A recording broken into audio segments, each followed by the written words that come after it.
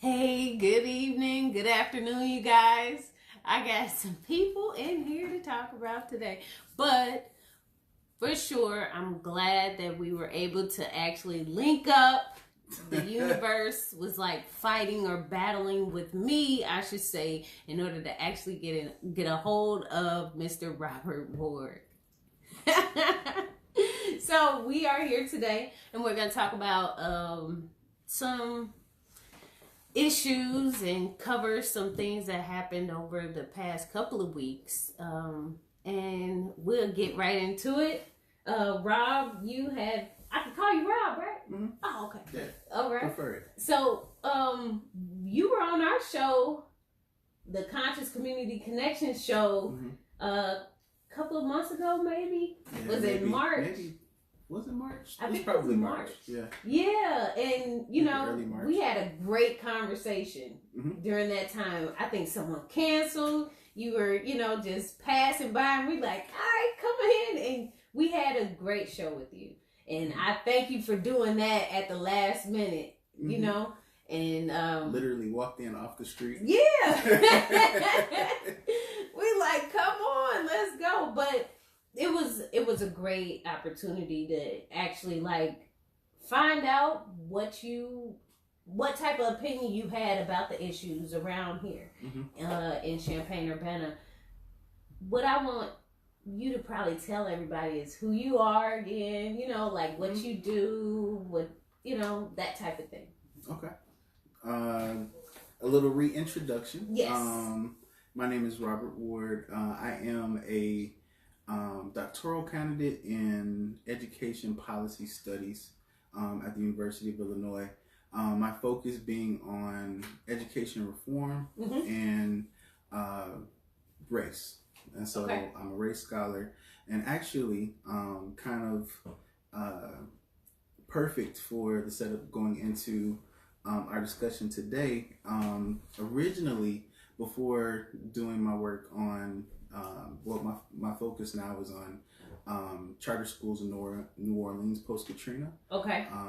I started out doing hip hop and literacy.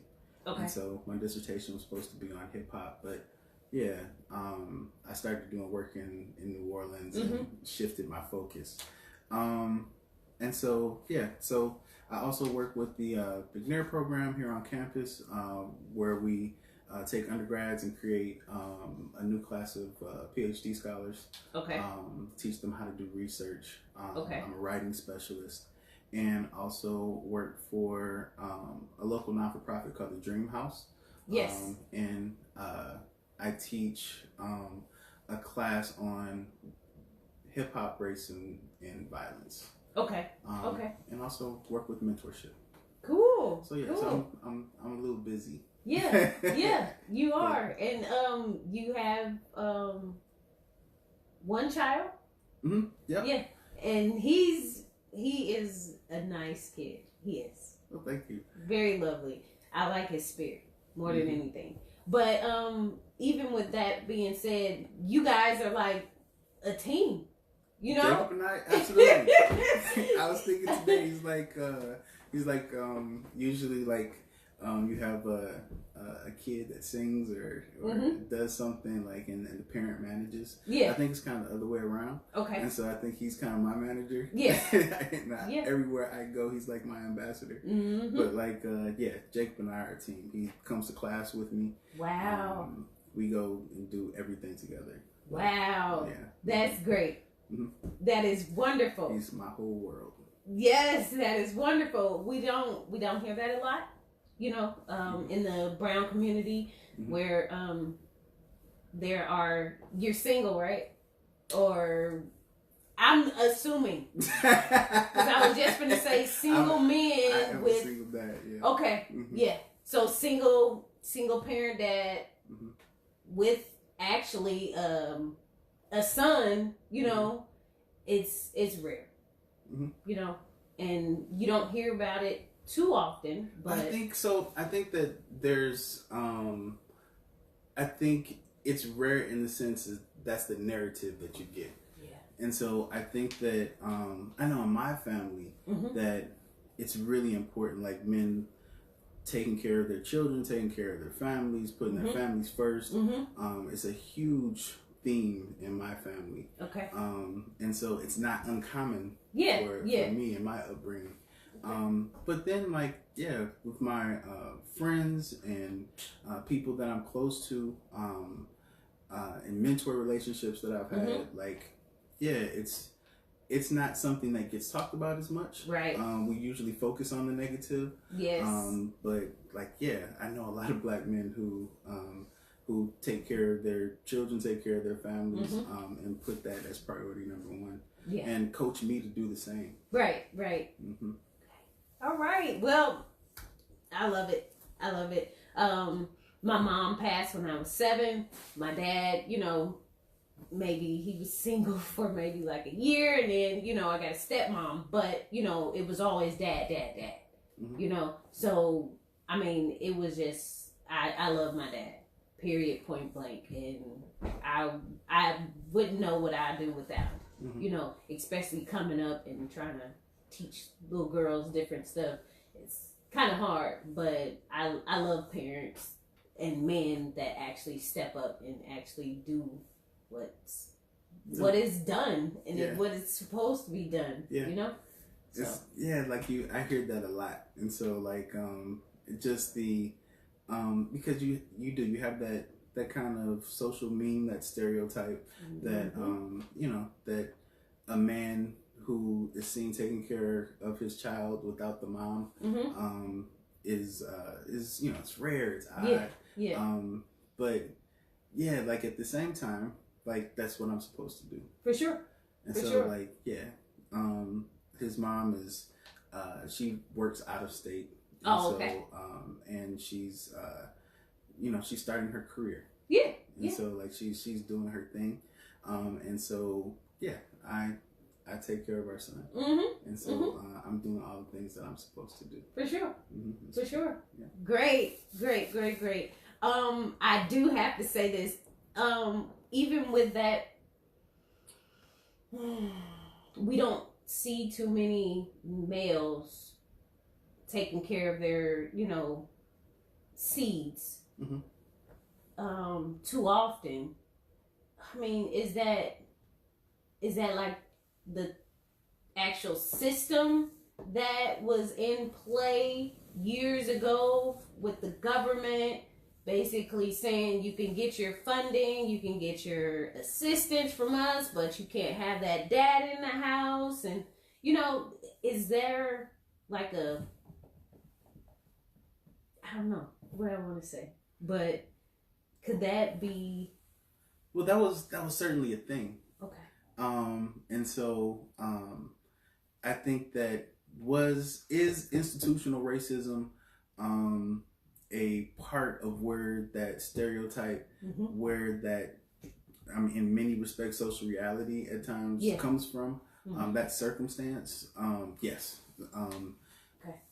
Institutional racism is definitely a part of it. Okay. If you look at the school to prison pipeline, the prison industrial complex, like population of the proportion of black men that end up in jail at some point in their lives, that's a social reality. Okay. And so does it have something to do with that connection between black men and supporting their families? Yes. Okay. And there are a lot of other things at play as well. Oh yeah, I wouldn't doubt it. We can probably even go back to like the slavery and stuff like that, when they kind of separated the families and took the children and actually like got rid of the males. That was actually, could that be like the stem of it all? And then it went to where you get government assistance, you can't have the dad in the house and so forth. Could we say that is kind of like the main reason? The African American experience has been like no other group in America.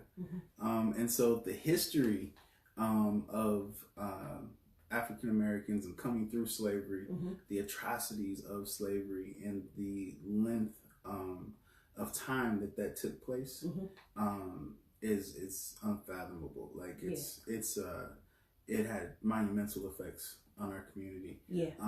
And yeah, all those things, whether it be like the experiences through slavery, our experiences in schooling, our experiences through being able to have representation, equal rights. Yes. Like, I mean, we're talking like, equal rights is, desegregation of schooling is 54, equal rights is 64. And then, I mean, you couldn't even interracial marry until 67. Yeah. Like all the things that we've had to go through. And it's been a very short period of time. Right. Like, when you look at it, like, it's like, our parents, our grandparents were alive and lived through that. Yeah, they did. And so, those things are significant, and we haven't had a whole lot of time to work all that stuff out. And so, it's interesting when, like when we have these conversations, we talk about some of the ills that, are part of the Black community. When you still talk about the systemic, institutional racism that's still occurring, whether it's in the job sector or policing, in all these different areas, like it's been a relatively short period of time since we've had equal rights, and it's like, okay, now go and do what everybody else is doing. Go and have wealthy communities and be self-sufficient. It's difficult to do in such a short period of time. So like all that stuff is a factor in our communities and how we come together, and we're still working some things out. Well, I have to say this: you have to be almost like both parents. What do you mean? Meaning, like with me being a single mother, I have to be mom and dad. I have to play both roles. Sometimes it's overwhelming, but I've been doing it for so long that it's nothing to it but to do it. So I have to protect my kids, but also discipline them, as well as try to be as sensitive as I can. Sometimes I fall short in those categories, but it's like I have to be both parents. And I really love the fact that sometimes I have to remind certain people that it's hard. It's very hard being a single parent, and then also trying to juggle all these other things. And I have to, kind of remind myself, like, some of these men out here don't understand exactly what it is and how it is, being this particular strong woman, and that's tiring. Absolutely. That's very tiring. And now I'm to the point where I don't want to be that strong woman anymore. I just want to be a woman. Right. I don't want to be strong. I don't want to be that dad anymore, So I'm just praising you. It's great. We have that conversation. So like, in talking to his mom, when he's with his mom, like, it's interesting. So when we're in different places, and so if he's there with her, or if he's here with me, I think that we both have that experience where we have to be both. We're not in the same place anymore. Right. And so, I think I understand now how important it is for that balance to take place in the household. Because you need a mother's love. Like, you need, discipline. Yes. You need you need all those elements there. And usually, like, you have one parent that is gonna rely on, you got a good cop and a bad cop situation. Oh yeah, most definitely. Moms and dads love different. They care for their children different. And so you need that balance. And so when he's with one or the other of us, we have to kind of be both. Right. And so he's still because technology is awesome, that he can still he has an iPad, and he can see his mom whenever he wants, or we can talk if he's away, like I can still see him. and so that's incredible, and that helps a lot. Yeah. But yeah, you have to be both, and so like I'm fortunate in that, you know, well, we both are, that we're both still there. Yeah. You know? Exactly. And so, if one of us was away and you had to do this all the time, like, yeah, I can't imagine. And so whenever I want to complain or, you know, I'm fussing about something or something like that, like, I understand that, Black moms have been doing this forever. Yeah. And so, like, yeah, I just kind of soldier on. Yeah. All right. Well, enough of that. I know we need to get to it, but I'm glad we talked a little bit about that because we need to transition to the Nipsey Hussle, and immediately as soon as he, like, I guess we heard of the tragedy, you know, it was like great coverage. We need to talk about this. And we need to discuss what's going on. Is he gonna be like another Tupac? Right. I think somebody was referring to Grandmaster Flash. Did he get killed? Oh, Grandmaster J. I keep messing it up. So yes, someone killed him in his studio. I think. So, you know, it was like, are we gonna be forgetting this person? Even though he impacted a lot of people's lives, and or he was just that Jesus or Tupac to us, you know? So it was like, do we really need to keep remembering this person, you know? Right.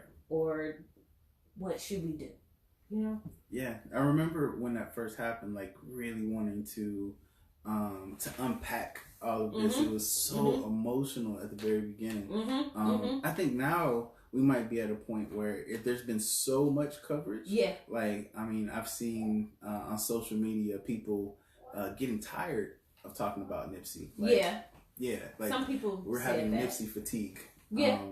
Because especially for, I know that there are a lot of people who weren't really familiar with Nipsey before. And so, like, you know, now he's been kind of thrust into the limelight and kind of the mainstream or the front of social media. You know, he's a trending topic. Like, now people are like, okay, I don't want to talk about this anymore. Like, we've talked about this for a week. You know, we talked about Nipsey for a whole week now, and I'm done. But for others who had who were either fans, kind of followed his journey, or were familiar with his work period. It's, you know, it's still a lot to unpack. There's still a lot to talk about. It is. It is. I think because I watch a lot of motivational speakers, and I watch Gary Vee. So I don't know if you know Gary Vee. Gary Vaynerchuk. Okay. He's a white guy, and he always says it. He's going to buy the jets. Oh, really? Yeah. He's going to buy the jets. And that's his ultimate goal and dream goal. But he has to get there in order to buy the jets. Right. And he knows that. But at the same time... Is he getting close? No, not yet. But he's on his journey, though. Oh, yeah. Yeah, he's a millionaire, but, you know, he started at the bottom. Okay. And he went, you know, to the top, basically. So he's doing motivational speaking and stuff like that, and he's basically telling people to go do it. Stop sitting around, and his main, I should say, hashtag is hustle. Okay. Yeah. Hustle. You know? But he likes a lot of hip hop artists and rappers and stuff like that, and a lot of more people are coming to him for advice, and, you know, he's doing a lot of stuff. Right. So I came across a video with him and Nipsey together. Oh, wow. And I watched it. Okay. And that's kind of like, I mean, I seen him on, you know, little social medias, and I had liked him on Instagram and stuff. But what he was saying during this segment with Gary Vee was where he was trying to go. Right. And what he was trying to do. Right. And he was already investing. Yeah. He was already doing certain things, and it kind of opened up my eyes to a lot more things that a rapper might be wanting to do in the future. Right. You know, he was already doing it. Right. way before, you know, a lot of the Jeezys and stuff like that come around, I guess. But he was doing a lot more than most of the hip hop artists do when they're 33. Yeah. You know? You would think. Yes. Yeah. So, I mean, I didn't know much about him, though. I didn't either. I think I think so. I think we have a theme going. So, like, with, I can't say for sure what a Jeezy does or what a Cameron does. Right. Like, okay. or some of these artists. I know that some of them are really, really smart with their money. Right. Right. Just like some pro athletes are really, really smart with their money. We have the perception that they're extremely frivolous, and you know, they trick their money off on Lamborghinis and you know all this, which is interesting. So like when you look at somebody like Nipsey, like so he had a long time collaborator with Rick Ross. So him and Rick Ross did music together a lot. And I was thinking about this, listening to him the other day, and it's like Nipsey and Ross were kind of opposites. Yeah. In that, like, we picture all of the artists to for the most part to be more like Rick Ross. Yeah. Rick Ross is criticized for being fairly for being inauthentic. Okay. Because like he's, you know, he positions himself as like the biggest drug dealer in Miami. Yeah. He's a gangster. He's all of these things. He has the mansions. He has the cars, the Maybachs, all that type of stuff. And he's just constantly spending.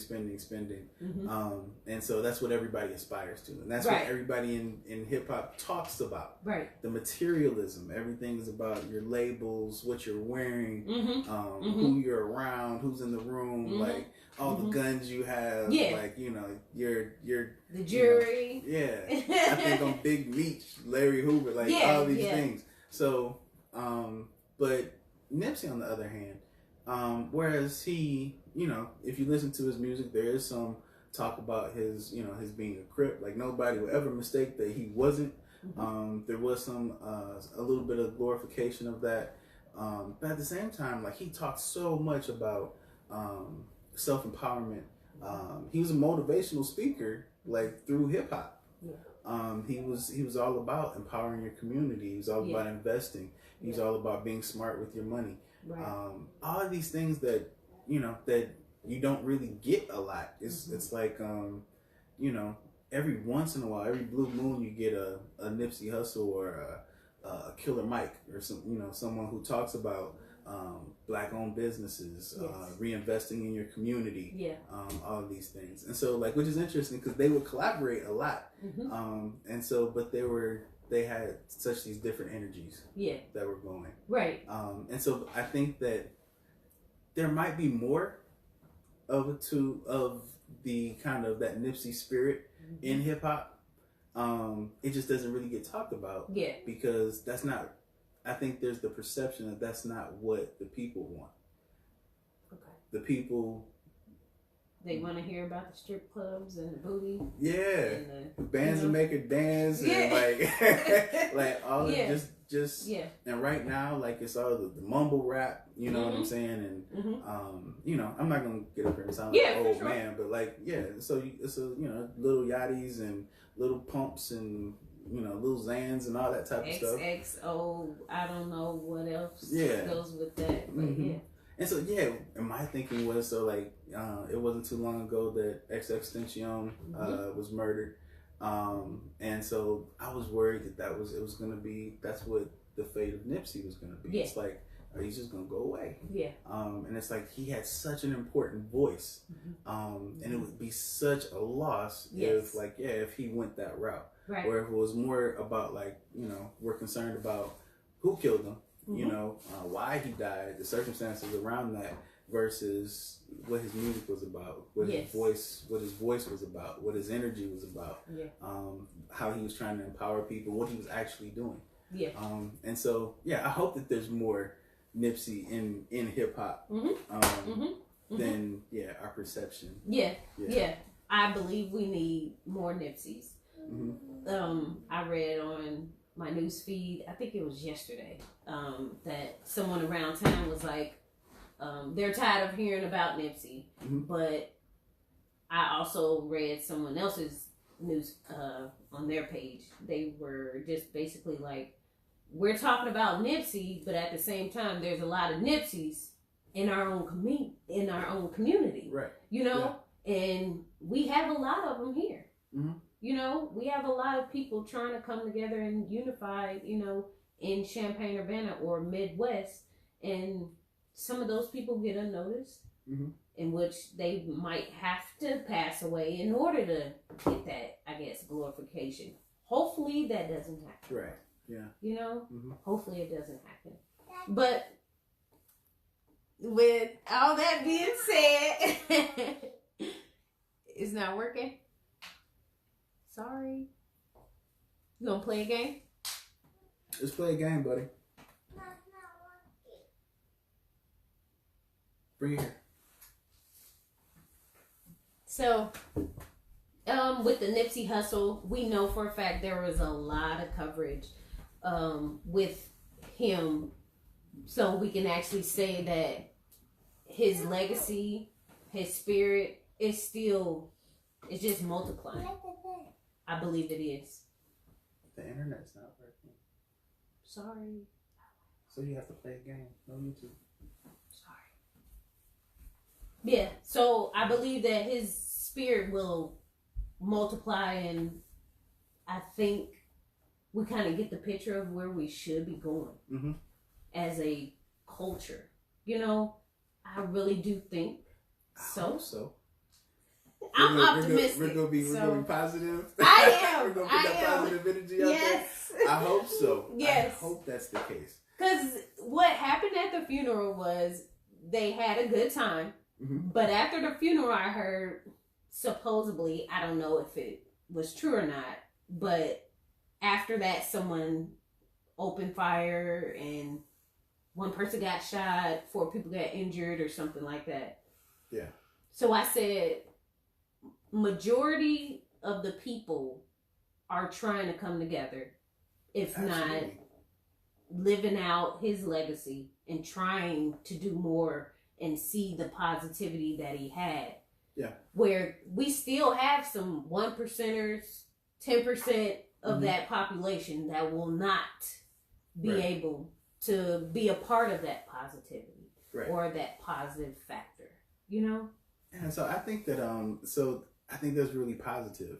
And so, I mean, if you look at, I mean, they filled up the Staples Center. They did. And it was a whole lot of gangbangers in there. It was a lot of folks from the community who had gang affiliations, whether it be Crip or Blood or whatever. And all we heard about was 4 people got injured, which is horrible. But at the same time, like, it could have been a whole lot worse. It could have been a whole lot worse. Yes. And so I think I'm gonna look at the glasses half full, okay, 3/4, like okay, because like I mean, for there to be that much peace where it could have been a whole lot of strife, because you had a lot of people in their feelings, a lot of people hurt, a lot of people grieving and crying, and there's very little violence, and I think that's positive. That's good. I think so. I heard right after Nipsey passed, there was all this conversation. So all these people who generally don't talk about Nipsey, talking about Nipsey, which was kind of awesome because I've been following Nipsey for years, like, you know, getting his mixtapes. And he was the whole time, like, through his music, he's telling you, like, this is like kind of like Gary Vee, where Gary Vee is like, I'm by the jets, you know, like, this is what I'm working towards. Right. And so Nipsey, like, his last album was the Victory Lap, because that's where we were going. Right. Like, we were going to him. He was an independent artist, and he was gonna partner with the major, and do his Victory Lap, because, you know, he was at the point in the game where he wanted to be, where he had told us that he was going to be headed. He was running a marathon, right? And then that was his Victory Lap. And so, so we had been following this trajectory, And so you had all these people talking about Nipsey who generally Yeah. didn't. And he had all this notoriety. But one of the things that I heard an artist say was his keeping it real, was it a case of when keeping it real goes wrong? Where he not only put a store in his community, he was going to do much more than that. He had a whole project that he was working on. Right. He was employing felons. Yeah. You know, which is an awesome thing. Like, I mean, because getting out of jail, we rarely talk about how difficult it is to get jobs and to get positions when you have those marks on your record. So he's giving people jobs, and then but then bad things happen to him. And at his store, in his community. And it was a personal incident. Someone from his personal life that didn't really have to do with the community so much. But yeah, so I heard someone say that, I mean, because what comes out a lot is that, that basically the Black community is no good. And what we should be striving to do is to get an education, is to start a business, and get out of there as quick as you can. And not look back. And so, like, what I heard one of the artists had basically said was, is that what happens when you go back and work in your community? I mean, that hurt my soul. Like, just to hear that hurts.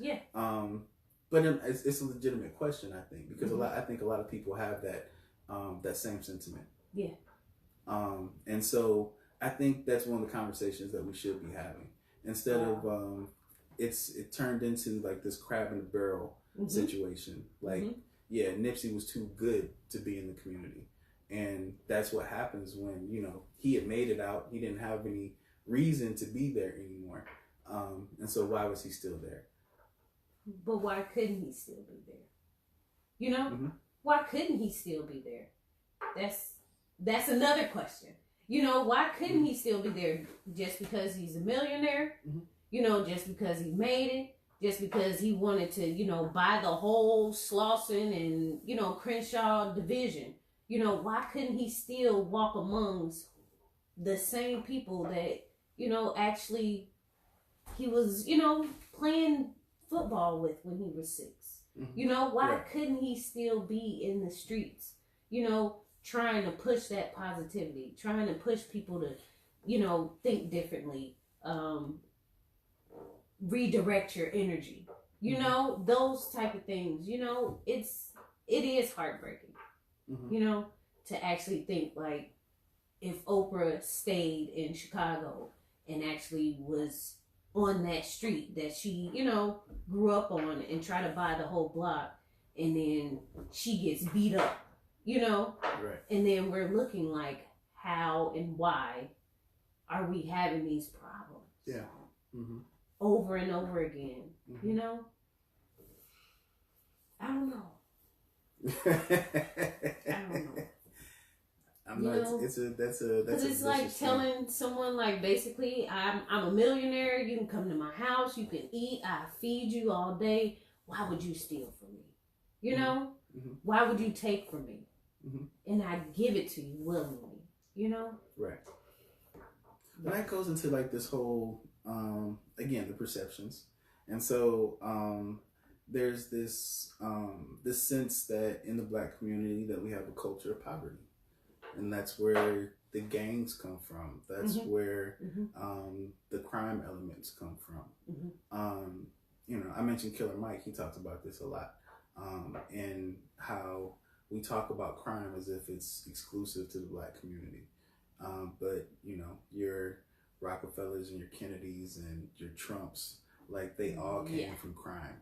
And so, but it's a matter of, what you do with whatever prosperity you gain from it.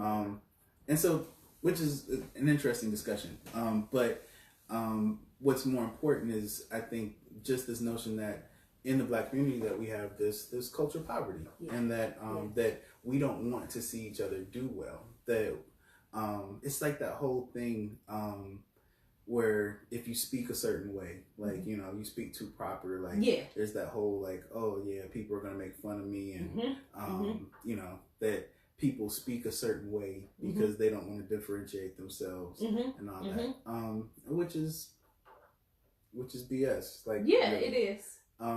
Because my experience, I grew up in Detroit. I'm from Detroit. I'm from the west side of Detroit, inside Detroit, like not the suburbs of Detroit. Yeah. But in growing up and going to school there, going to public schools there, like I never had that experience. Like, yeah, you do good in school, people encourage you to do better. But you have this idea that in the Black community that we just all hate on each other. We don't want to see anybody doing well. We want to tear each other down all the time. And so, yeah, if you have some success and you're trying to bring some success to your community, you're trying to bring business to your community, you're trying to bring opportunity to your community, that would make you a target.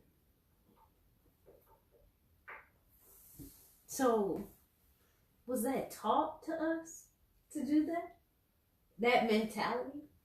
You know, we've been doing it for so long, and it's been passed down from generation, I should say.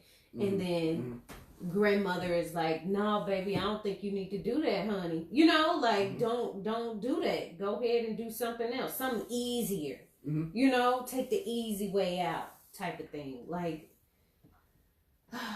that mentality has been in our community for a while, that it's considered normal. Yeah.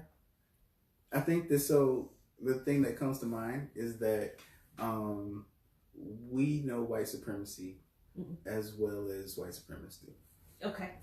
We know white supremacy just as well as everybody else does. Yeah, yeah. It's like the same as, you know, women understand patriarchy as well or better than men do. Like, yeah, you understand how patriarchy works. Yeah. And we understand how white supremacy works and how the society looks upon us, what the expectations of us are.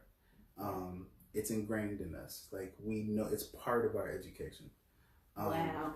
And so, yeah, we're gonna reproduce it. Wow. And so you have somebody like Nipsey who's, I feel like hip hop is going in a particular direction, and you always have like people who go against the grain. Yeah. So you're gonna have your big crits. You're gonna have your roots. You're gonna have your positive voices. People who are just artists and do what they want to do, like your outcasts. Yeah. Because I argue with my cousin about this all the time. Outkast is really like, they really have there's a lot of politics in their music. Okay. And so that's a whole different conversation. Okay. But you always have your people that go against the grain, people who are just gonna be artists, and then you have but the large majority of, you know, that art form, especially because like hip hop is so it's so important to be authentic. Yeah. To have this sense of authenticity, to represent your community, to kind of be like the news for your community, and to kind of reproduce the things, the language, the speech patterns, like all those things that come out of the sounds, the vibe, the culture that comes out of your community. Yes, that's so important in hip hop. But then at the same time, like, yeah, you're also paying attention to competition and like what's selling. Yes. Because, you know, at the end of the day, it's music and it's a product and you have to sell it. It's capitalism. Yeah. And so you got to do things that are, you know, that are popular. Right. There's no reason why Tekashi 6ix9ine should ever be on the radio. Like, why is this dude on the radio? Like, it's like when you see him, it's like, this is a joke. Like, this is, you're kidding, right? Yes. And then Nicki Minaj puts him on a song. Like, it's like, what? Yes. Like, why did you do that? Yes. But you have to sell products. And so, like, 50 Cent is promoting this guy. And, like, you know, other people are promoting this guy. And it's like, oh, okay, this guy's getting popular. I'm going to jump on this train. And so like that's how music goes, and it's like you have no control over this. It's just like, yeah, your favorite artist is gonna do something ridiculous. But Nipsey didn't do that. He was independent. He didn't have to do that. Mm-hmm. Mm-hmm. And so he forwarded the messages that he wanted to forward. For sure. And so it was refreshing. Mm-hmm. Going the independent route is very difficult. Not a lot of people do it. Right. And so, yeah, it was a whole different vibe, a whole different sound. And the substance was there. Yeah. Yeah. Do you agree? Was he like the Tupac of our I guess kids generation? I mean, that's hard. Tupac is Tupac. Okay. That's difficult. Okay. Okay. I've heard as far as like the importance of losing an artist like that. His level of authenticity. Yeah, it was devastating, but yeah. I don't know. It's I think that's difficult to say. If they're in two same. I think it's simple. It's, you know what, for me, and talking to my peers and talking to, you know, my cousin, I can't think of a loss in hip hop that felt as impactful as that. Yeah, in Detroit, our biggest rapper in Detroit, when I was coming up, was a dude by the name of Blade Icewood. Okay. And Blade Icewood got gunned down in Detroit, and in broad daylight, and it was just like, yeah, the whole city grieved. Wow. And yeah, like between Pac and Blade, like those were, yeah, I can't think of anything that was more impactful. Like when I heard that, it was just like, I was in a meeting, and it was, I just stopped. I was like, I can't go any further right now. Like, this hurts. Like, you know, I gotta put this down for a second. Yeah. Actually, Tiger was there. Tiger? Yeah. Wow. And so, like, yeah, I told him, and yeah, we stopped the meeting, and it was like, yeah, we need to take a minute to kind of take this in. And then the conversation in our meeting, because we do a class at the county jail, like twice a month. Okay. And so we were talking about some of the logistics and doing the class, and we had a team meeting. And so, like, yeah, we completely shifted over to talking about Nipsey and what this meant, kind of unpacking it, just like, yeah, this is heavy. Yeah. And so, yeah, we need to take a minute. And so, like, we ended up, our meeting completely shifted and went off the rails in order to address that. But I can't remember, like, can you remember a loss in hip hop that was that big, that was that palpable? No. I mean, Biggie. It's like when you talk about Tupac, you gotta talk about Biggie. Yeah, when you talk about Tupac, you gotta talk about Biggie, because it was like they came up together. You get what I'm saying? And they, at some point in time, they were cool. Go, buddy. Cut the light on. Cut the light on. I got you. You got it? Oh. You got it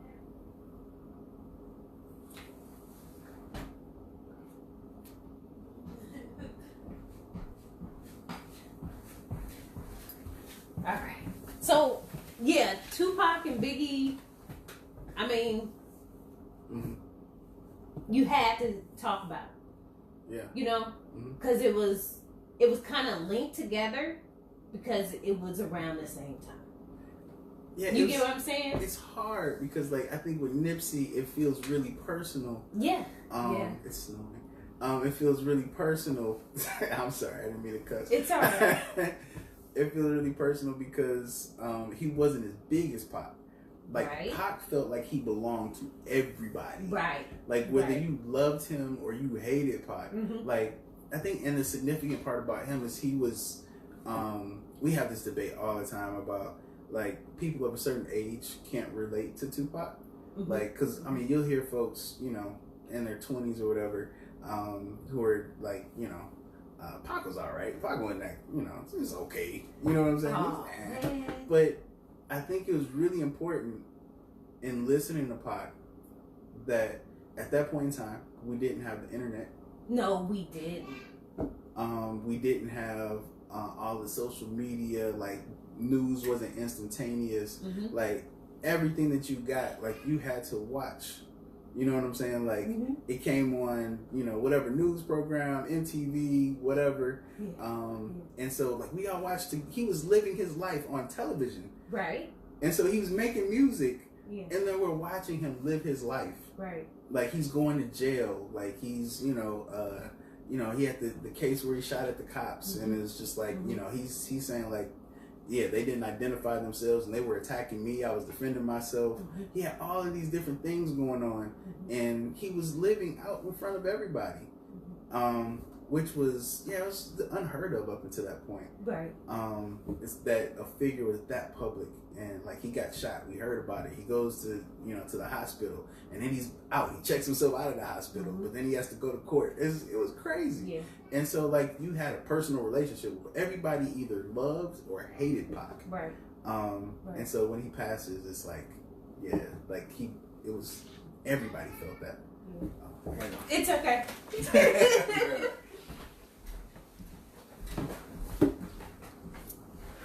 So we've been talking about black men taking care of their seeds, their children, and we've also touched bases on Nipsey Hussle, and we've been talking about this. So we've been like dissecting exactly like our feelings and our opinion about this whole issue in the brown community, where someone didn't leave the community at all.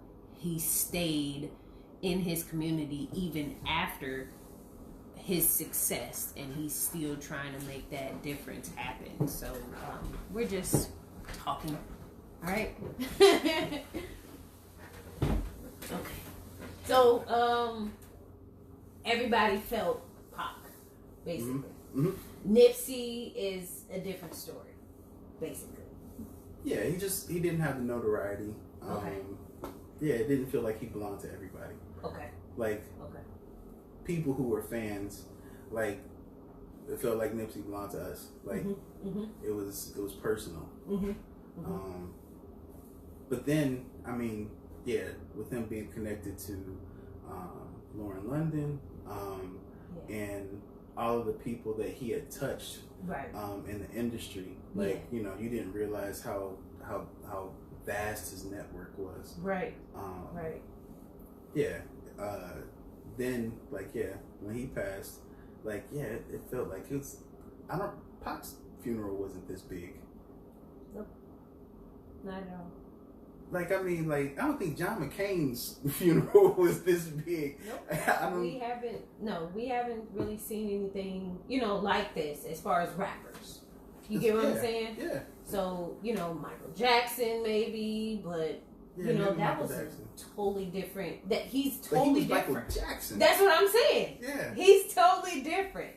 That man was worldwide. Yes. Yes. We was just talking about a little old nappy head kid. You can say that because he was a little old nappy head kid, grew up in California, and he changed people. People's ideas, people's perspective on what a gangbanger would actually look like or talk, or present itself as. Yeah. He didn't really look like that person. Right. Right. He really didn't. Yeah, it's like when maybe he cornered a new section of the market, a new niche, because it's not often that you get a gangbanger and a conscious rapper in the same, you know what I'm saying? Like a gangster rapper, conscious rapper, in the same package. But that would be Nipsey. Yeah. Because I mean, with Pac, he was poetic. Yeah. Very poetic, and he had his mother being that part of the Black Panther, and him growing up in that era type of deal where he had a little bit more to his background as far as like he could have chose a different way. Right. You get what I'm saying? Right. Where it seems like this young man, he did have family from Eritrean or something. Yeah. But at the same time, it was just his roots and everything was in America. Mm-hmm. You know, and I mean, I don't know. Nipsey, it hit me. I watched the funeral. I was crying, but you know, I'm on a different level because I deal with those energies. Right. You know, Mm-hmm. a lot of people don't deal with that.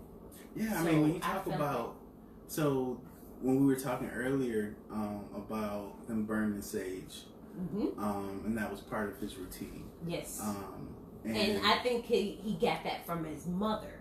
Mm-hmm. You know, and she was a vegan.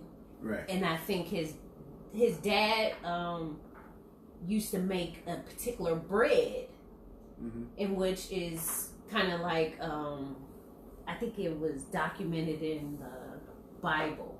It's a particular kind of bread that his dad ate, and I think made, in which there was no like yeast, I think, in it. Oh, it was like unleavened bread? I think so. And so for him to know those things kind of, you know, was like, it blew my mind away. Yeah. You know?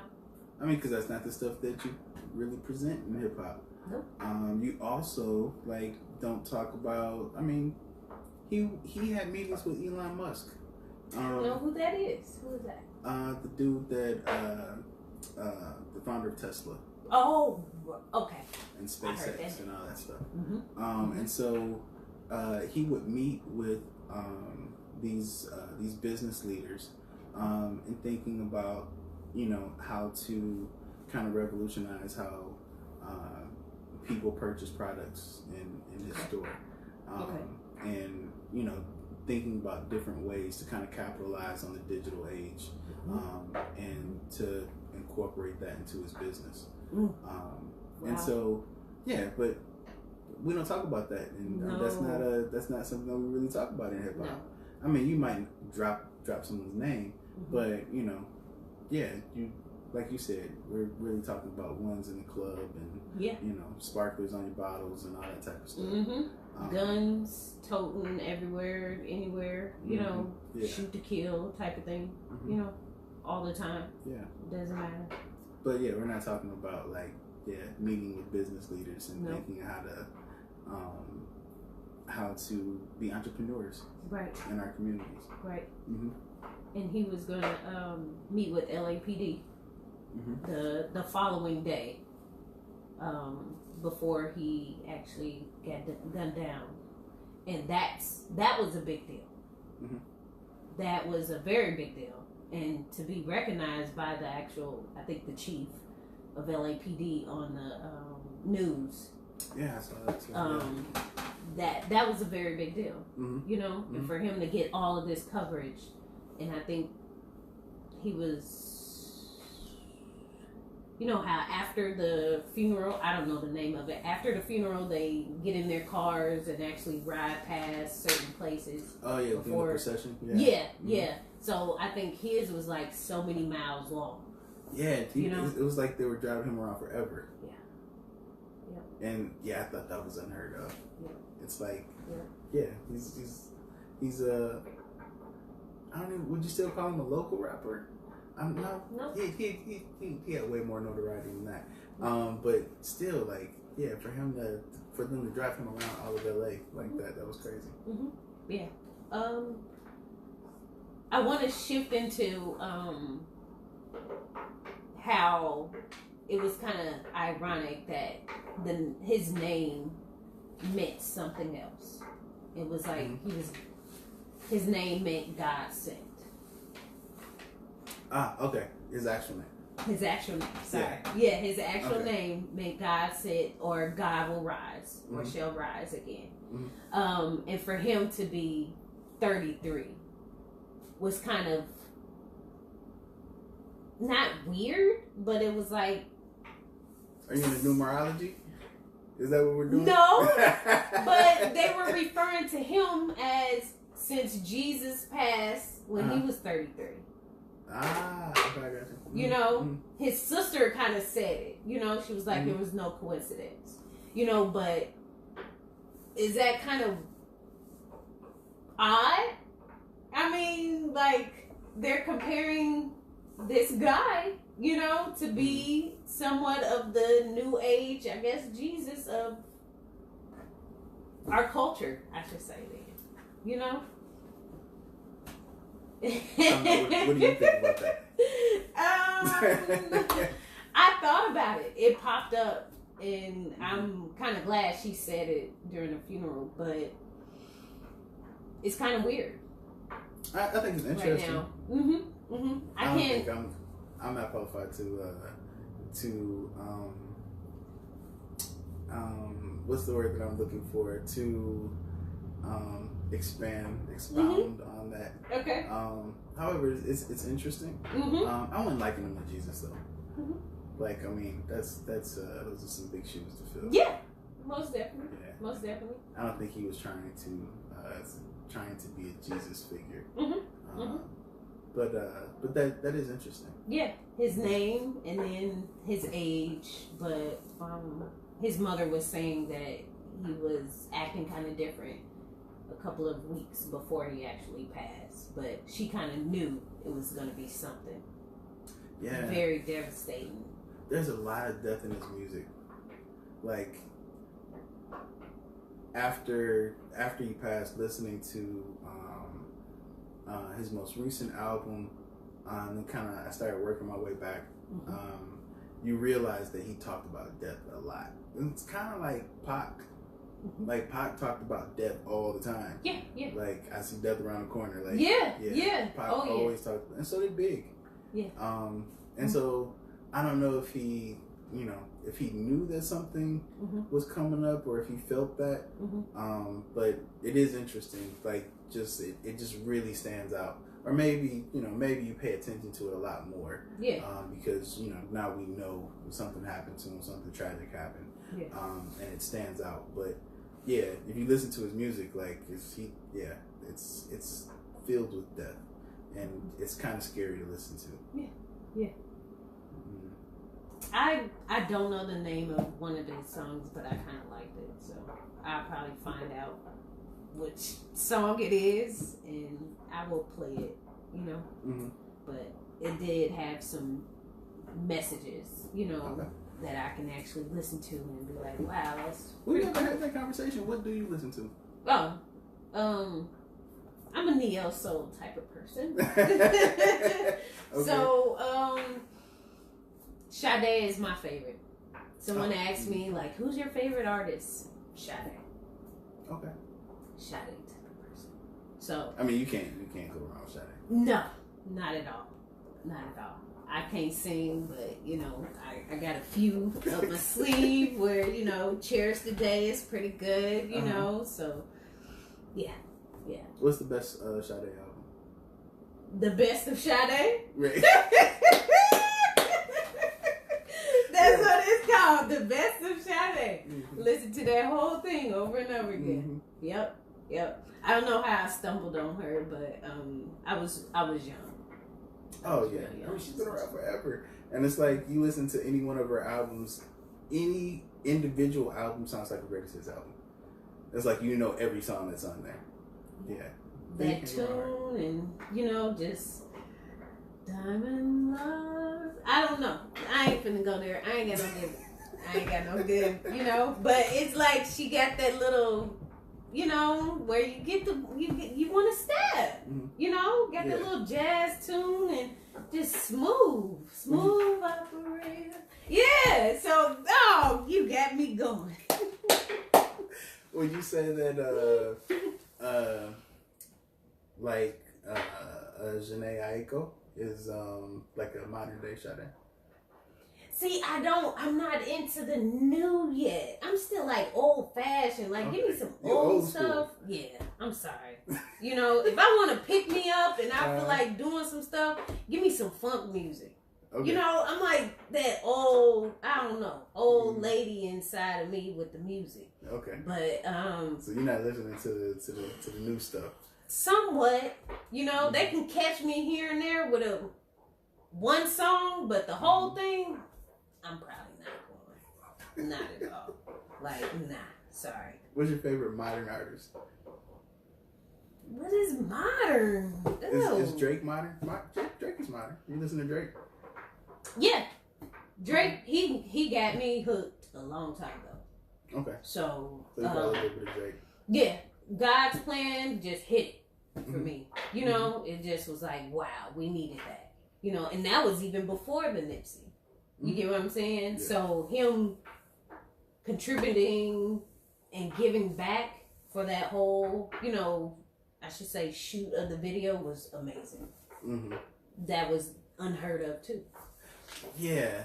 And so that's interesting. So with I saw something on that with Drake being Jewish, having Jewish roots. They were saying that it's actually, it goes against their religion to give and make it known that you're doing that. Oh, like wow. to kind of to do it to get gain, to get notoriety from your giving. Okay. And so with that video, like those are reenactments or that's all scripted. It wasn't like him just running up on people giving them money. And so he was giving in order to film it and for people to go, hey, Drake is a good guy. And so he did it to create that feeling. Do you think that was a bad thing that he did that? No. No? You think it's a good thing that, you know, like, even though, like, I mean, because he scripted his giving in order for him to craft an image in order to get gain back. But do we know that he's been giving though? We don't know. Like, so we're going back to yesterday. That is a question. You know, but I mean, I don't know how generous he is. How do we, you know, judge people on how they give back? You know, he was giving though. You know. Okay, so just as long as you're giving. I think it's good. I wouldn't do it. You know, but that's not, you know.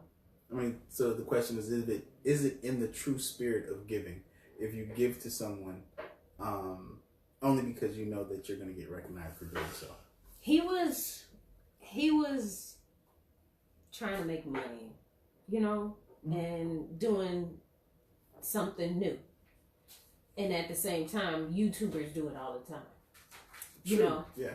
So they do it to get the money and get the recognition and get more followers too. Right. So, I mean... So he was on his Real Housewives by doing that. We didn't invent the game. We didn't make the game up. We're just following other people's rules, I should say, when it comes to making the money. There's a lot of people that have been doing this a long time. You know, just so happened one artist did it, you know, and he made it big. You know, as far as like he was already big, but he made that particular giving back big in the culture of hip hop rap type of thing. You get what I'm saying? Yeah. So I don't know if I answered your question, but I mean, I love the song, and then for him to actually put it with that, it was good. The message was God's plan, you know. So I don't know. I can dig it. Yeah. I don't know. You like anybody else? You like Kendrick? Oh yeah. Oh, you like a little Kendrick too? Okay. It's that love song. I will play that over and over again. Oh, that's a great song. Yeah. Great. I got Hustle. What else did I have? Love, Hustle, and another one. I don't know. But Kendrick on a totally different level. He's on a different level than most of these guys. So he's very poetic individual. He got probably an old soul too, I should say. But you can tell lyrically he's done his research. He reads. Yeah. He's, you know, into certain things that most rappers aren't into. So I don't know, where is he? Why haven't he surfaced? Where is he at? We didn't hear anything about we haven't heard anything from Kendrick in a while. No, he's probably gonna surface. Working on something. Yeah, he's doing something because I think he posted something on Instagram and like immediately erased it, and nobody knows what's going on. So he's like mystical and stuff, you know? Yeah. Yeah, he's on a different level. I can't say that I completely understand Kendrick. No, he's something else.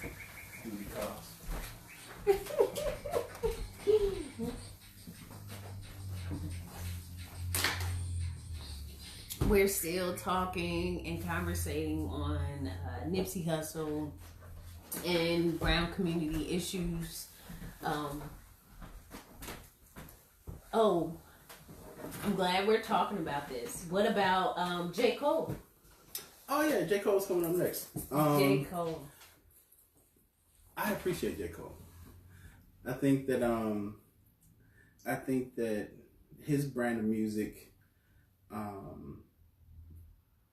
there's a lot of poetry, as you say, that was my argument a lot. That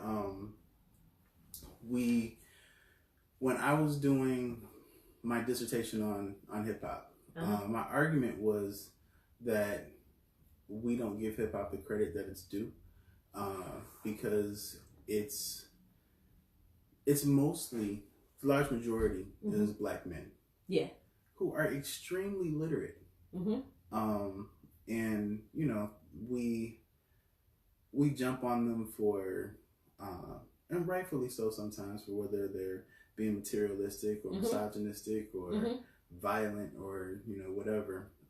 But at the end of the day, it is poetry. Yes. And it's music. Yes. And so they have an incredible ear for music. The things that they've been able to do, and to recreate sound, recreate old songs and put songs together and create melodies. And so, yeah, J. Cole in that respect is incredibly talented, because we were talking about someone who is not just a poet, an artist. Oh my. But he makes his own music. So kind of like Big Crit. Like he produces all of his own stuff. Wow. Which is amazing. Yeah. And for most of his work, most of the time you hear J. Cole, unless he's featured on somebody else's stuff, like he doesn't have features on his songs. No. He's doing this all by himself. And he's able to carry a song, an album, a concept, and to be critical. He's extremely critical of the music that we're listening to, of the messages that we're receiving. Yes. Yeah, I think he's a phenomenal artist. Like I enjoy J. Cole quite a bit. Me too. I forgot when I got kind of hooked on him. It was a couple of songs. I was like, wow, this guy is pretty dope. The last song that he just released, Middle Child. Yeah, I like that. You seen the video? I haven't seen the video. You got to see the video. You know it's a message. You know it's a message behind it. Oh, is that the one? So yeah, I think I have seen it. So is that the one where he's like riding in the shopping cart? Yep, at the end. Yeah, so like in the middle and then at the end. Yeah. Yeah, he's like in a grocery store. Like he was sitting in the cabin. He had 3 heads. Yeah. 3 rappers. So, just general rappers' heads on the wall. Yeah. And so I've watched a couple videos about that video. It's kind of like watching a Jordan Peele movie, because there's a lot of symbolism in it. Yep. And so there's a lot there to unpack. And so yeah, you watch the video and it's like, okay, that was interesting. Yeah. But like, there's reasons for why they position him the way that he is and stuff. And so yeah, I appreciate that too. Yeah, I appreciate it as well. It kind of got me to understand where he's trying to go in his future as well. He was just basically saying in that song that why can't 2 rappers be at the top? Almost like with Nipsey, why can't I go ahead and come back to my hood and stay here. Yeah.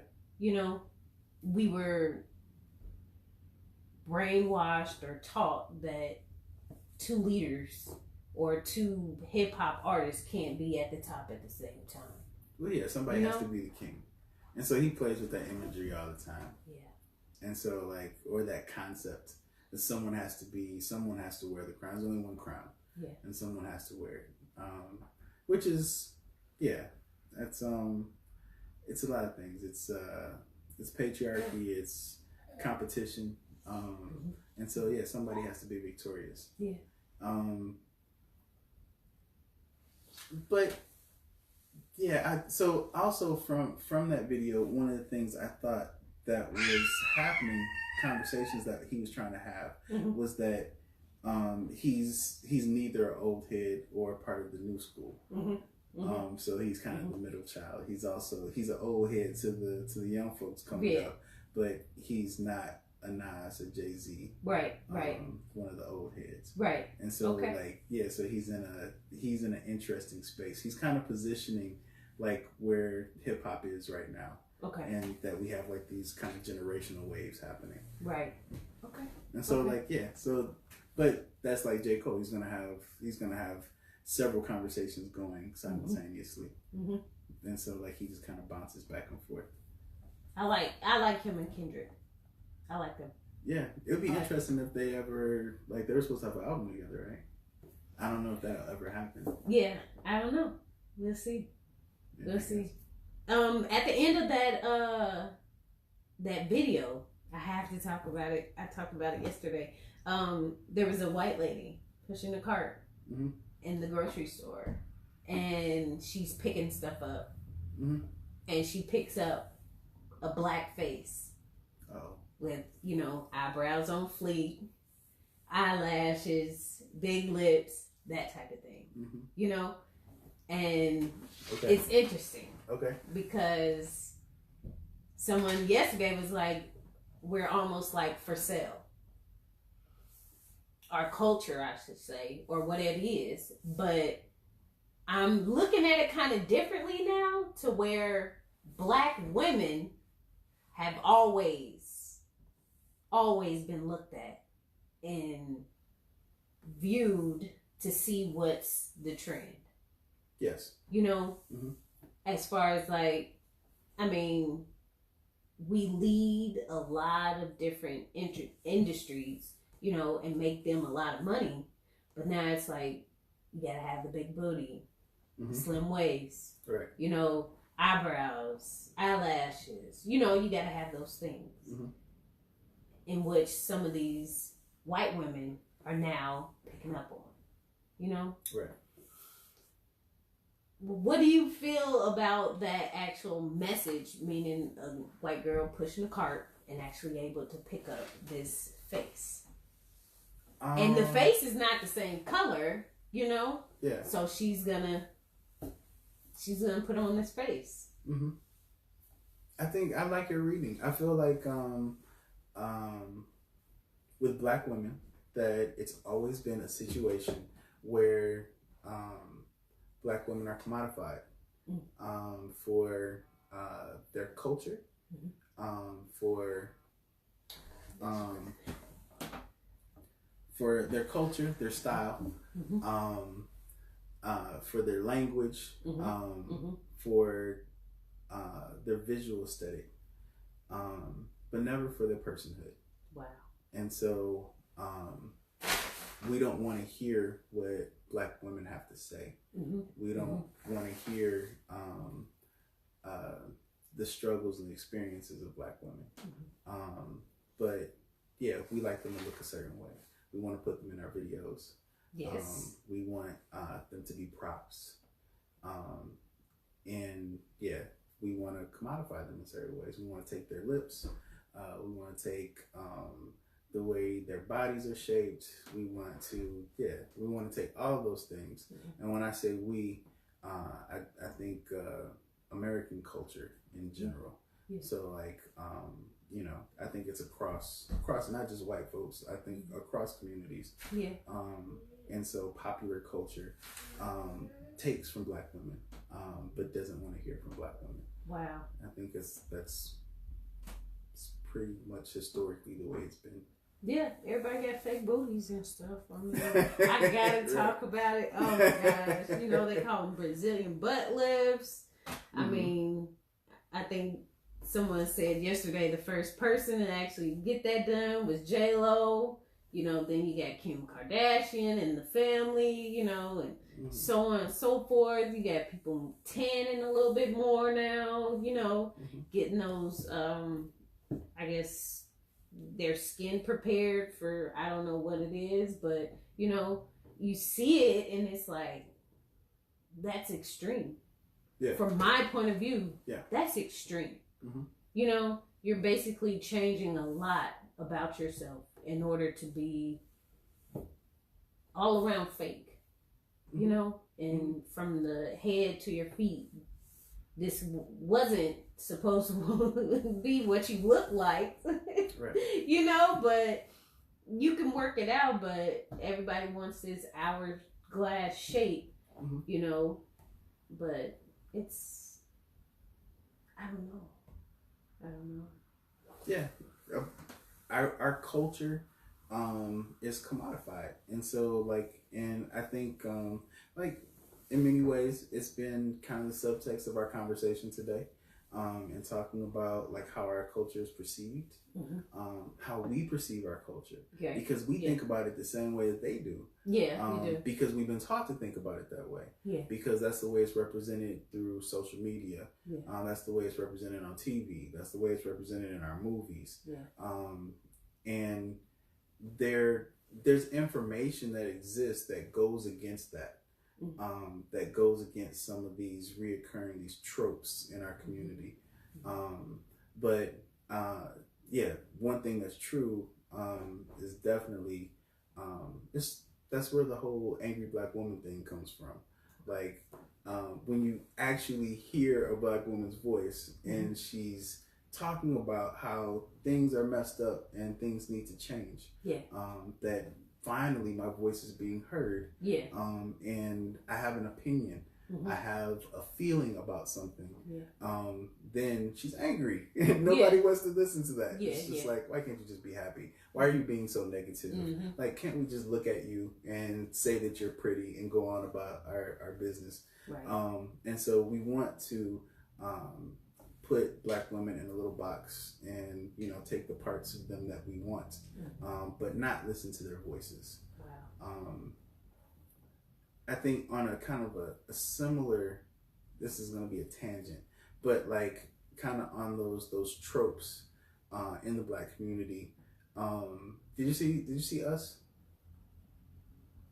You haven't seen that? No? Are you not going to see it? Do you feel some type of way about it? I mean, is it the scary movie supposedly? A thriller maybe? I would say a thriller. I wouldn't say that it's a scary movie. It's not a horror flick. So it's almost like how the other movie was. Yeah, like Get Out. Yeah, it's almost like that. Was Get Out was that a scary movie? No, it wasn't scary or nothing. You know, it was just on the weird side. You know, but. I don't know. I probably will see it, but not by myself. Okay. But not by myself. There's so not giving anything away. There is one of the things that he does in that movie that I don't think is talked about enough is that he takes a character and he flips the perception of this character around. Okay. Where the way that we view black men in movies historically is in the same light. Okay. And so he took a very dominant and masculine figure from a recent movie and turned him into a complete and total square, for lack of a better term. Okay. All right. Which is something that you don't see in movies, and so like anyone who I've talked to has seen the movie, they complain about it. Like I don't know why this dude behaved this way throughout this whole movie. It made me so angry. Okay. But it's because he purposefully did that. Yeah. Because we look at black men in movies in a particular light. Yeah. Like, and that's just how they have to be. Black men are hyper masculine. They're aggressive. They're dominant. Yeah. Like, there's certain ways that we position when we see black men in movies. Yeah. And when they're not that way, it's just kind of an outlier. It's just like, oh, it was weird that they did that with that character. But to have a main character who behaves in a particular way, and you go, yeah, what was that? Like, that was weird. But that was done on purpose because he's messing with your perception of black people in cinema. And so I think I just made that point to connect to there's a certain way that we view black women. Yeah. And we can't unsee black women from that perspective. Wow.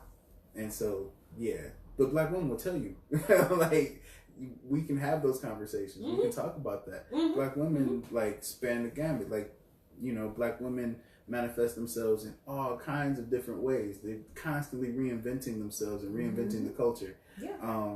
But, yeah. But we want to see them the same way all the time. Right. Wow. Wow. Wow. I like that. Yeah, I am reinventing myself on the daily. Yeah, every time I see you, you're different. I get a lot of different people, you know, where I work, you know, they don't see much of that, you know, where I'm like a chameleon. They like, I thought you were a student. I didn't know that was you, Heather. Right. My hair is in a ponytail or something. Then next time it'll probably be up or big old afro. You know, they're like, oh my gosh, I wish my hair was that way. Right. You know? Yeah, I could straighten it out and have it down my back. You know, you're like, oh my gosh, Heather, I didn't know your hair was that long. Right. Yeah. Oh, yeah. You know, so I don't know, it's just in me. You know, I just do it. You know, I don't want to stay the same. The seasons change, I might as well too. Yeah. So. It's part of your superpower. Yeah. Yeah. You can reinvent yourself any way that you want to. Sure will. Yep. You can wear a weave or a wig. Yep. Or go natural. Bald head. Yep. Fade it out. A nice taper. Yes. Oh yeah, I did that too. Yes. Oh yeah. You can dye different colors. Like But not everybody can do that. I know. But I didn't know that when I was younger.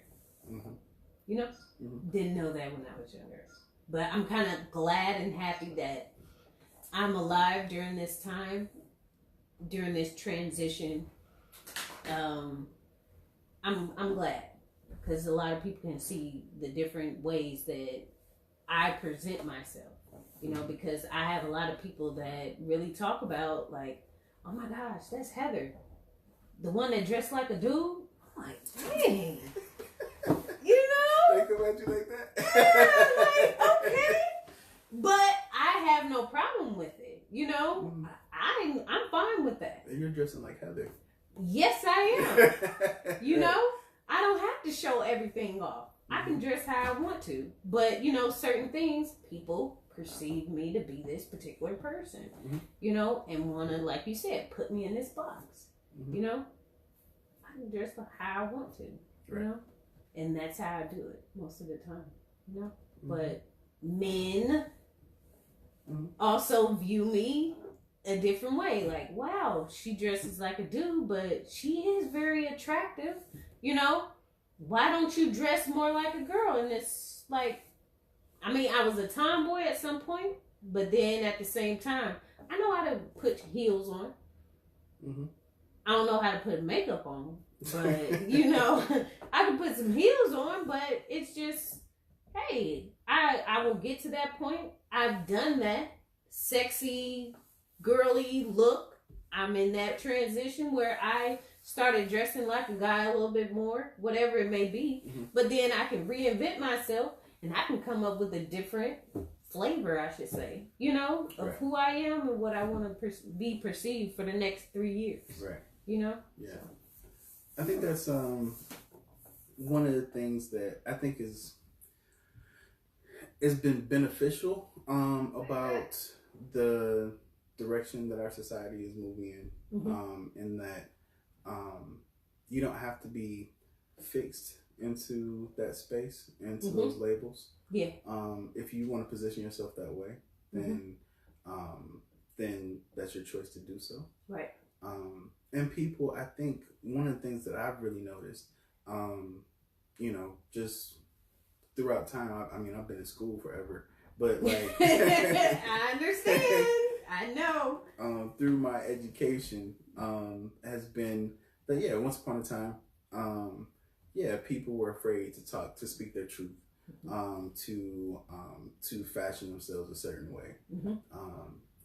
But over time, that's changing. Yeah. And it's becoming less acceptable for people to try to bully you into that box. To say that, as a woman, that you should be wearing things that are more revealing, that you should dress like a girl, you should, like a girl, like you should wear a skirt, you should be, we should see them legs, like that's your decision to make.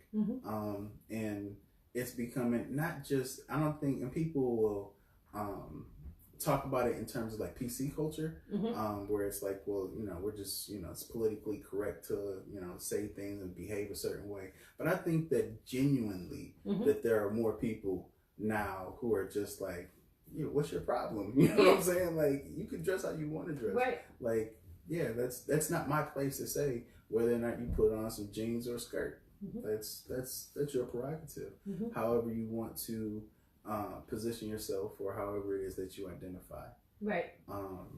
That's that whole question of identity and the performance of those identities is a whole different conversation. Yeah. Like, that's a rabbit hole. Yeah.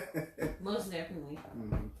I don't know. I am who I am, and I'm not that made up type of person where I'm gonna go purchase something and say this is who I am, or who I want to become. I've always been a natural person, to where I don't need all of that extra stuff. Fake nails and going to the salon, and it's not me. I know it's not me. And I'm not giving my money up for that stuff. Right. It's not who I am. It's not who I'm supposed to be. I'm gonna be who I want to be, So if I cut my hair off tomorrow, hey, so what? Right. I don't have to go to the salon and put the weave on, and every month I gotta pay $200 something to get my hair done. Right. Or $150 just to get my nails done. I don't need that stuff. So I think that is a box. Right there. And I'm not in that box. Never been in that box. Anything else? We just chatted up and we've covered a lot. We've covered a lot. You're coming back. That's how our conversations go. Yes, you're coming back for sure. Guaranteed. Absolutely. Yes. I don't know. Anything else you want to touch on and talk about a little bit more? Off the top of my head, no. I think it was really important to have a conversation about, I had so much stuff to get off my head, to speak out loud when it comes to this tragedy. Yes. And just and then when we talk about how it's just moved, so many people have been having conversations about it. You see so much about Nipsey on social media. Yep. And I wish all of that stuff was present, when he was alive. You know what I'm saying? Yeah. If people were like, yo, this dude is pretty incredible. Look at this video that he put out. Or the way that he articulates this question. And I've seen him having conversations about not just and he talked a lot about entrepreneurship and that kind of entrepreneurial spirit, but he talked about consciousness as well. Just about having an understanding of your community and the history of your people, and just our interactions socially, whether it be with issues of power and the police and like just the way that he approached things. Yeah. It was refreshing. Yeah. And you wanted to see him develop. Like we were watching him grow. Yeah. Like I mean, he was only 33 years old. Only 33. Like yeah, I mean, I think Pac. So again, we go back to this Pac Nipsey thing. Like Pac is important because like Pac is what 20. He was 25. Like I 25 think. when he died. Yep. Something like that. He didn't like, hit 30. He was a baby. Yeah. Like Pac was super young. Man.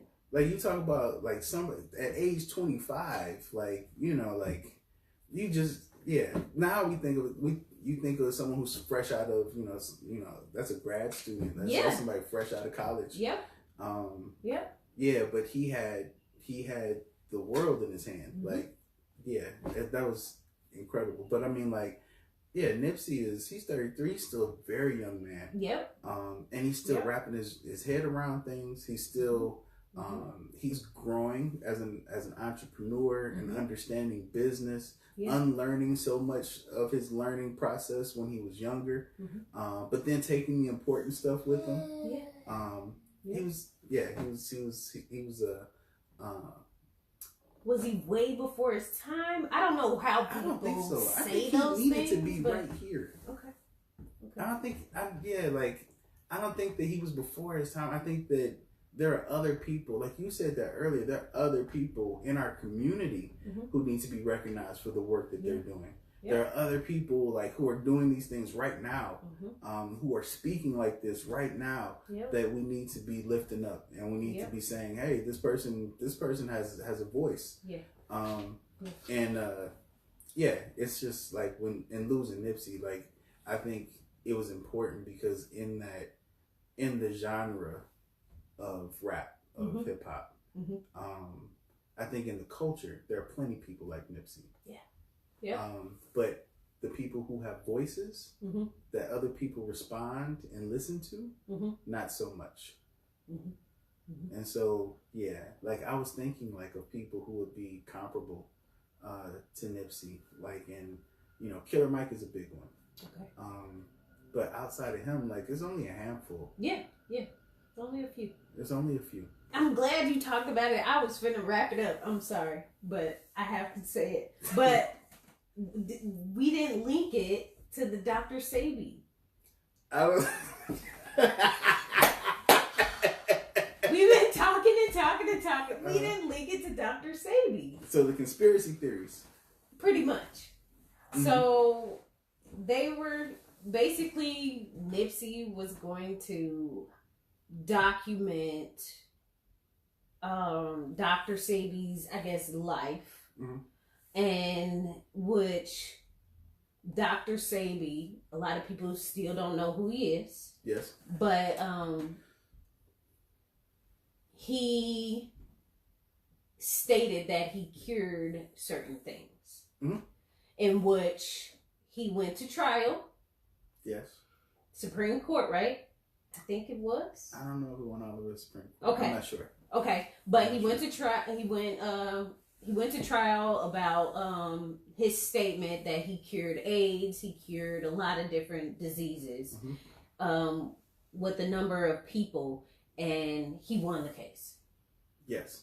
Well, and he represented himself. He won the case that they couldn't prove that he was a snake oil salesman. They couldn't prove that he was making false statements. Okay. And he had a number of witnesses. Okay. I think it was something like some astronomical number with like 77 witnesses. Okay. That basically came forward to on his behalf to say like, yeah, this guy is the truth. Okay. Do we know for sure, like whether or not? I don't. I've read in my personal reading. I've read a lot of people who are very critical. Skeptical about the truth of Dr. Sebi. But then you have people like Nipsey who said this guy was for real and that he was murdered for the work that he was doing. That he was doing some really powerful work, and if he was telling the truth. Yeah. If he was successful in what he was attempting to do, that it would undermine the national healthcare system. Like it would undermine that whole industry. In which our healthcare system is westernized. Yes. Western medicine. Right. And most of Dr. Sebi's medicine teachings and holistic apothecary stuff was around, I wouldn't say Chinese, traditional Chinese medicine, but it was Eastern. Yes. More than anything, where it was more herbs and herbalism, stuff like that. Yes. So it would have really hurt Big Pharma. Right. In the so healthcare. It's like, don't take Advil. Stop popping the Motrin. Like, you don't need Vicodin. Like, you don't need all this stuff. Drink water. Like, eat vegetables. Yes. And you know, take these herbs. And do it consistently. Yeah. Yeah. And yeah, you can knock whatever illness that you have out. And so, of course, there's a little bit more to it than that. Yeah, it's an oversimplification. But basically, he would have undermined that whole industry. He would have cost them billions of dollars. Right. So they were saying basically Nipsey was going to reveal that information and probably some more, in which he was maybe going too far and someone, killed him because of this linkage. What do you think about the conspiracy theory? Like the white man? The white man? Now, that right there is kind of weird. It is. A little bit on the weird side. So. That we never heard about the white man? No. Nope.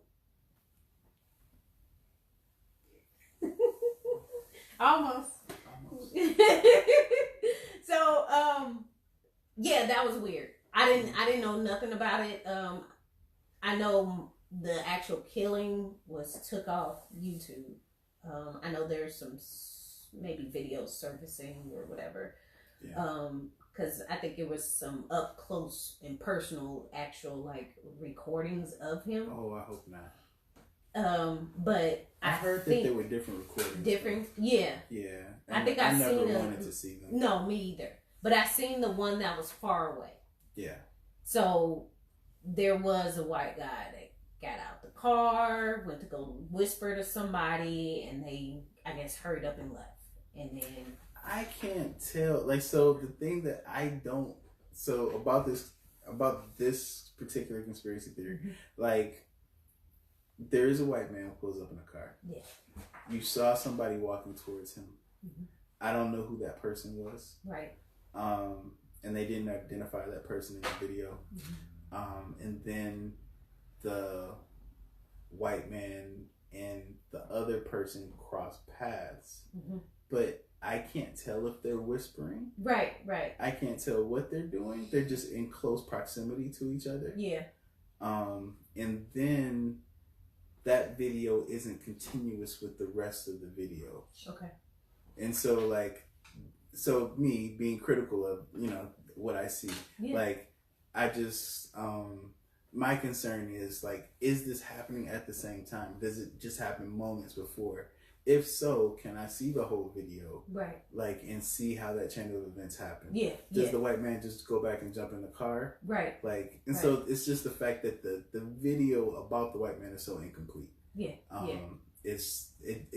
There are pieces that I need to be connected for me. But as a conspiracy theory, you know what I'm saying? Like, does it have some legs? Like, might there be something to it? Sure, there might be something to it. I would just, for me to go like, yeah, that white man set up Nipsey Hussle, like, I would have to see more. Yeah. Dr. Sebi, I don't know. Hold on. Yes, I do. I was in undergrad.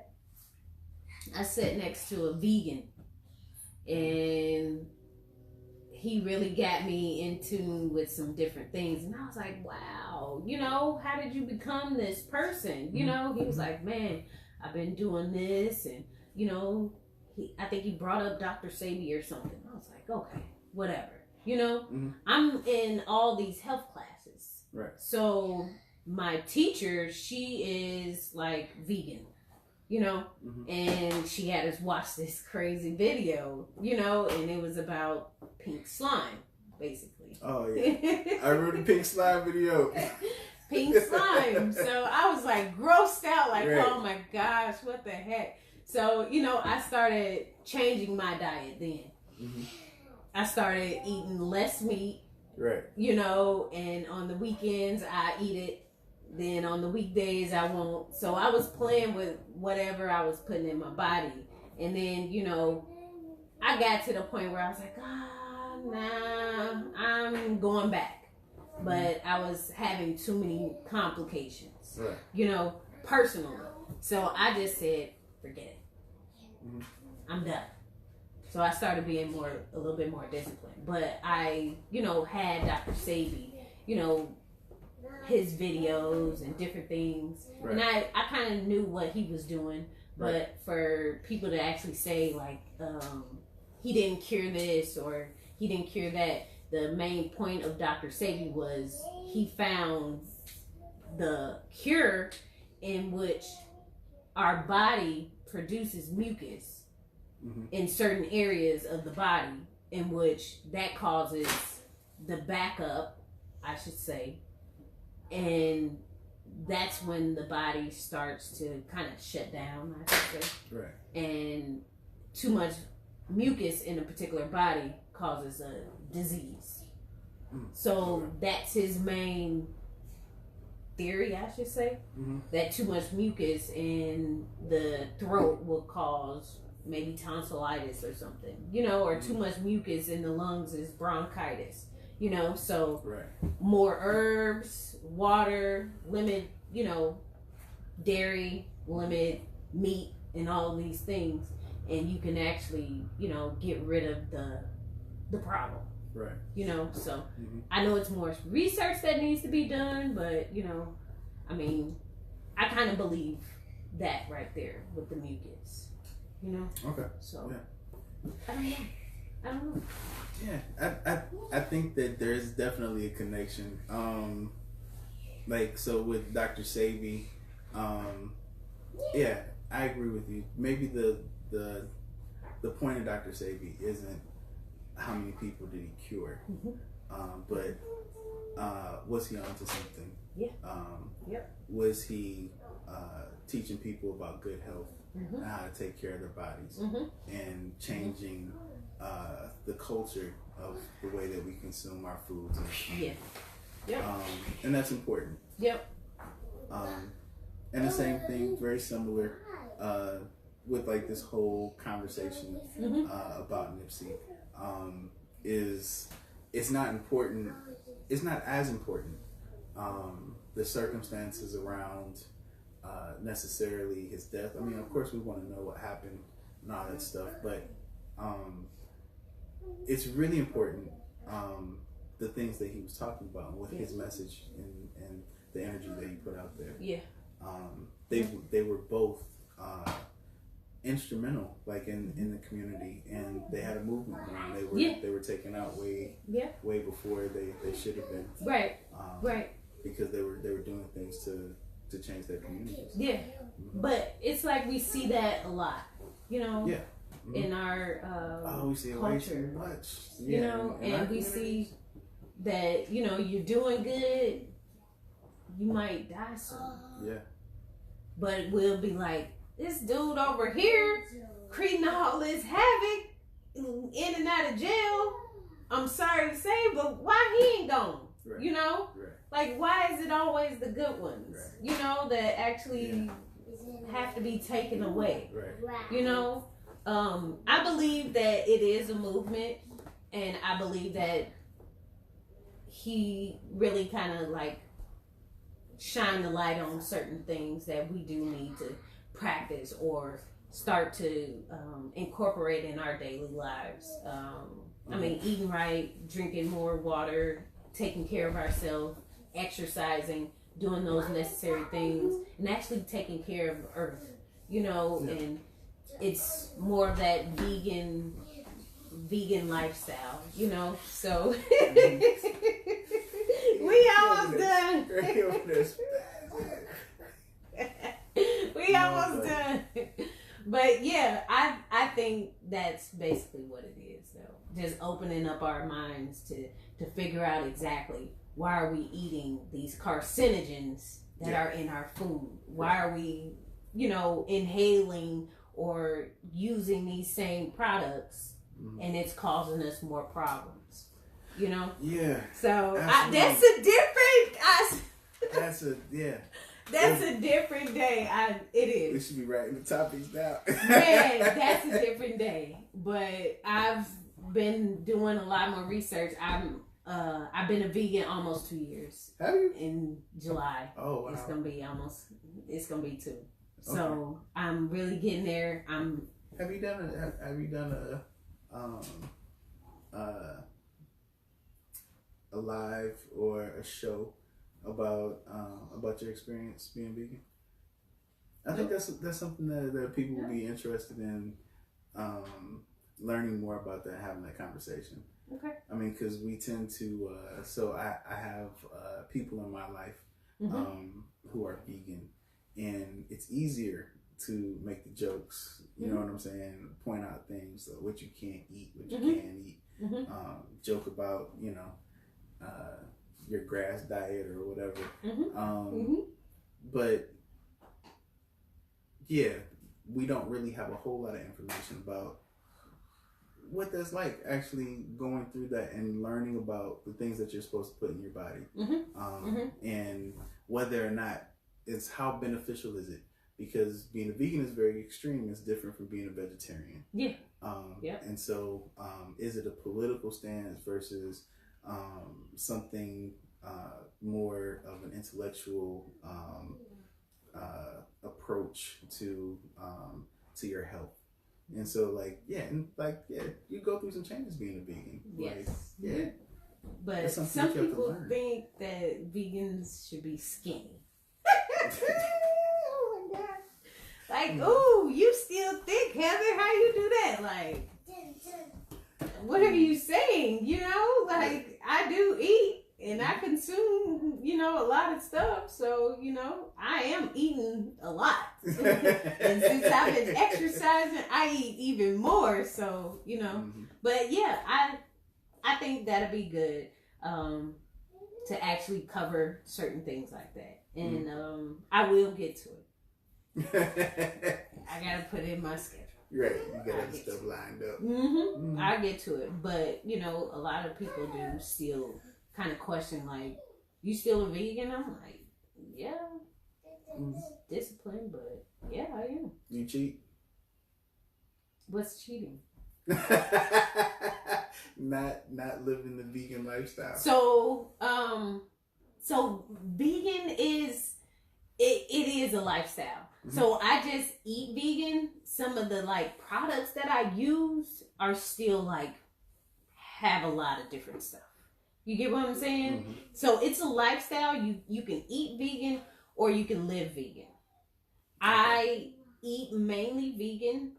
I don't live it though. In which some people don't want to wear wool shirts. Right.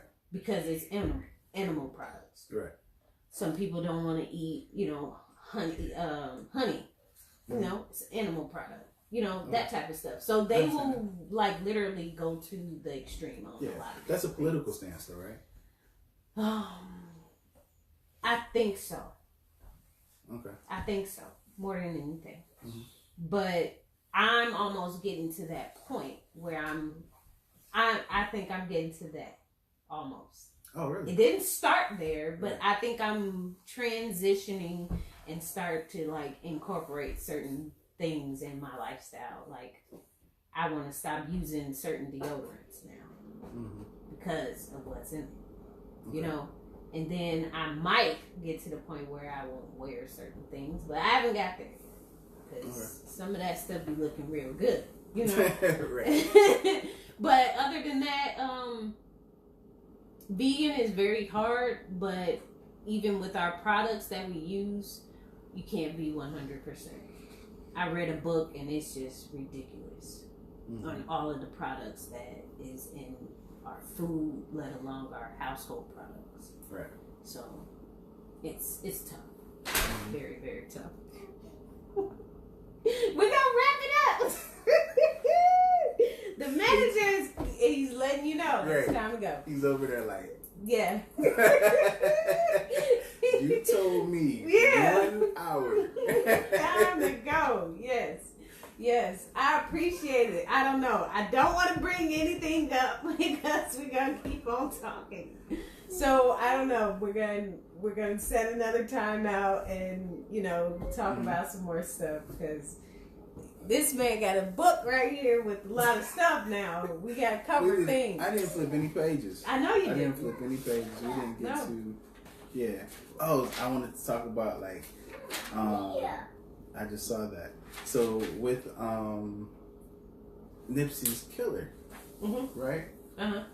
He checked himself into a mental health institution. So right after he did it, he went to the mental. That's where he turned himself in. Okay. And so what I haven't heard a lot about is this conversation about mental health. Wow. And so that's that was a huge part. Like that was one of the things that I was thinking about, like in association to, like, I mean, because we talk about, because everyone talks about the crab in the barrels. Yeah. The whole, culture of poverty. They want to go back to, well, he was a gangbanger, so yeah, he was still doing something. You live by the sword, you die by the sword. That whole thing. But we're not talking about the fact that that this person had a history of mental illness, and what that means in our communities. That means a lot. That means a lot in our communities. A lot. And so so there was that. There was that is a whole nother video too. That's a whole nother video too. You know it. Mental health is. Yes, absolutely. Because I was just gonna bring something up, but no, that's gonna go on for another 10 minutes. I also wanted to bring up, so I'm flipping pages now, I'm seeing stuff. I didn't bring up the connection between Nipsey's death and how we talk about it. And so how we talk about it, how it's reported in the news, how it's reported on social media, some of the commentary about it. Like, when we talked about that briefly, again, culture of poverty, crabs in the barrel. But then we didn't have that conversation when we talked about John Lennon, who died much the same way. When, he was, front man for the Beatles. And someone just walked up to him and killed him. And it was like, oh, this is a tragedy. This is really painful. But yeah, we didn't talk about his past. We didn't talk about whether or not he was a womanizer or, things that he was a drug abuser or, any of the things that he had done in his past. He was an alcoholic, all these things. Right. We didn't bring any of that stuff up. Right. We didn't talk about mental health in relation to, Marvin Gaye died. His father killed him almost on the same day, 35 years earlier, when Nipsey died. And so, like, you have all of these similar cases, but there are these different narratives that go with them. Right. And so, yeah, I was going to broach, like, how those narratives play out differently and why we're talking about Nipsey in a different way. Yes. Yes. And so, yeah, I had a couple things. Yeah, and when you said that, it was like Dick Gregory. Oh, my gosh. It just popped in my head. And that's another topic segment video. We need to talk a lot more about Dick Gregory. Yes. And yes. Yes. He was a vegan too. That makes sense. Yep. Doctor said he was too. Yeah. Yep. So I don't know. Yeah. But yes, thank you so much for finally getting here. And I guess we have to do, the streaming from here, and we can't. We'll just do it the old-fashioned way. Oh my gosh. Instead of like relying on our devices and all that, our devices don't play well with each other. No, division, creating division, in which we're used to the division. It seems like, and it's all right. I'm glad you didn't say, buy an apple. I'm glad. There's it's the same. They're the same people. And so that's always been my thing. Like when Wow. people go back and forth about Apple or Android, Mhm. they sit on each other's executive boards. Like they're all making money together. Yeah. Like Apple uses the same screens as Samsung does. Like who Samsung had to pay Apple all that money because basically our phones look alike, and it's for a reason. They took the designs from each other. So Google, Samsung, Apple, Android, Microsoft, like it's all the same stuff. Same people. They just making money. They just they call it different names. Yeah. And so they make it so that we can't play with each other. Like we can't communicate with each other. We can't, we have to use one device or the other, creating all the division. Yep. Yeah. Yep. Yeah. So I'm not gonna say you buy Okay. Thank you so much for coming by and showing up, and actually, you know, our conversations are great. So I'm gonna make sure I bring you back. Absolutely. Period. Yep. I So, appreciate it. So, we right on out. time. Right on time. Bye. Right on time.